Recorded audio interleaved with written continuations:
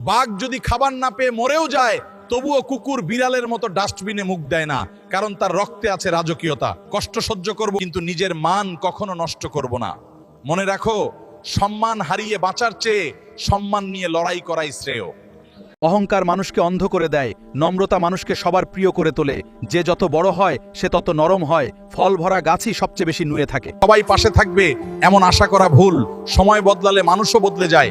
নিজের শক্তি নিজেকেই হতে হবে, নিজের ভরসাই সবচেয়ে বড় ভরসা।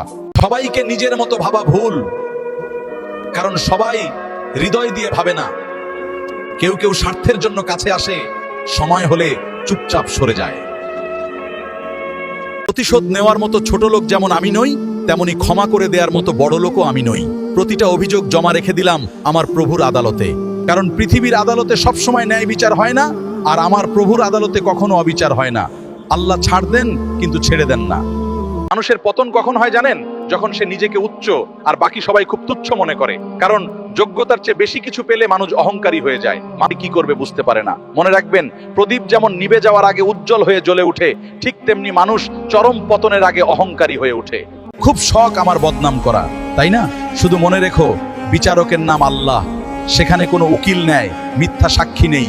আমাদের নামে ততটুকু বিষ ছড়াও যতটুকু বিষ পান করার ক্ষমতা হাসরের দিন তোমার থাকবে, কারণ আল্লাহ আমাদের চোখের জলও দেখেন আর তোমার চক্রান্তও দেখেন।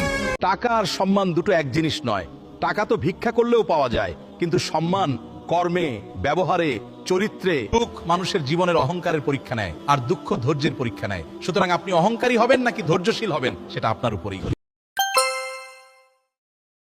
বাঘ যদি খাবার না পেয়ে মরেও যায় তবুও কুকুর বিড়ালের মতো ডাস্টবিনে মুখ দেয় না, কারণ তার রক্তে আছে রাজকীয়তা। কষ্ট সহ্য করব কিন্তু নিজের মান কখনো নষ্ট করব না। মনে রাখো, সম্মান হারিয়ে বাঁচার চেয়ে সম্মান নিয়ে লড়াই করাই শ্রেয়।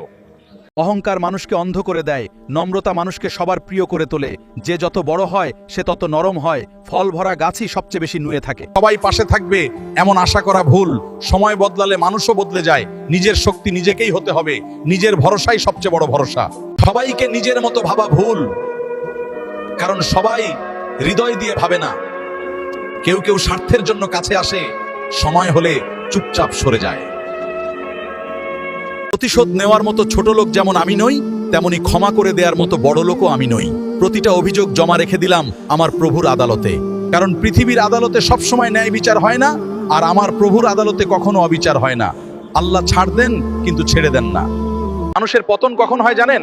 যখন সে নিজেকে উচ্চ আর বাকি সবাই খুব তুচ্ছ মনে করে। কারণ যোগ্যতার চেয়ে বেশি কিছু পেলে মানুষ অহংকারী হয়ে যায়। মানে কি করবে বুঝতে পারে না। মনে রাখবেন, প্রদীপ যেমন নিভে যাওয়ার আগে উজ্জ্বল হয়ে জ্বলে উঠে, ঠিক তেমনি মানুষ চরম পতনের আগে অহংকারী হয়ে ওঠে। খুব শখ আমার বদনাম করা, তাই না? শুধু মনে রেখো, বিচারকের নাম আল্লাহ। সেখানে কোনো উকিল নেয়, মিথ্যা সাক্ষী নেই। আমাদের নামে ততটুকু বিষ ছড়াও যতটুকু বিষ পান করার ক্ষমতা হাসরের দিন তোমার থাকবে, কারণ আল্লাহ আমাদের চোখের জলও দেখেন আর তোমার চক্রান্তও দেখেন। টাকা আর সম্মান দুটো এক জিনিস নয়।